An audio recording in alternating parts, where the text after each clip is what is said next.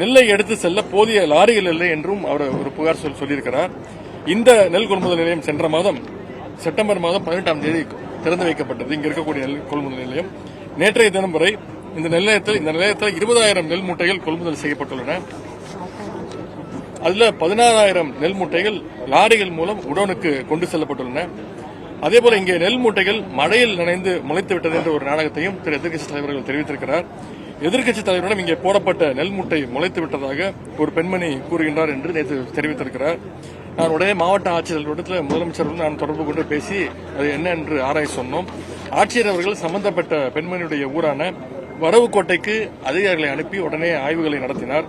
அந்த ஆய்வில் அந்த அம்மையார் 5 ஏக்கர் குத்தகை நிலத்தில் நடவு செய்துள்ளது தெரியவந்துள்ளது.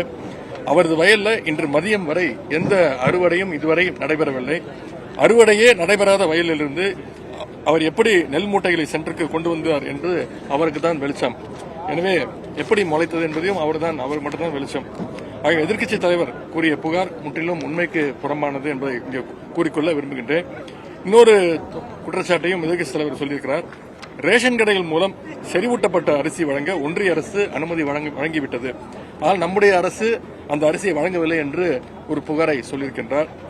இந்த ஃபார்ட்டிஃபைட் ரைஸ் செறிவூட்டப்பட்ட அரிசியை வழங்க ஒன்றிய அரசு கடந்த ஜூலை மாதம் இறுதியில் தான் ஒரு வழிகாட்டுதல் குழுவை நமக்கு வழங்கியது. வழிகாட்டுதல் வேறு, ஒப்புதல் வேறு. ஒப்புதல் அளிக்கவில்லை என்பதை எதிர்க்கட்சித் தலைவர்கள் புரிந்து கொள்ள வேண்டும். அந்த வழிகாட்டுதலின்படி செறிவூட்டப்பட்ட அரிசியை கொள்முதல் செய்ய தமிழ்நாடு நுகர்பொருள் வாணிப கழகம் மூலம் டெண்டர் விடப்பட்டது. அதில் தேர்ந்தெடுக்கப்பட்ட 5 ஒப்பந்ததாரர்களுடைய செறிவூட்டப்பட்ட அரிசி மாதிரியின் தர பரிசோதனை விவரங்களை ஒன்றிய அரசுக்கு நம்முடைய தமிழக அரசு அனுப்பியிருக்கின்றது. ஆனால் இன்று வரை அதற்கு ஒன்றிய அரசு அனுமதிக்கவில்லை.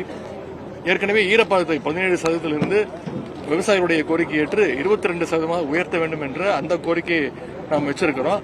அதை சரிபார்ப்பதற்காக இன்றைக்கு தான் ஒன்றிய அரசு 3 பேர் கொண்ட ஒரு 3 குழுவை இன்றைக்கு நியமித்திருக்கிறது.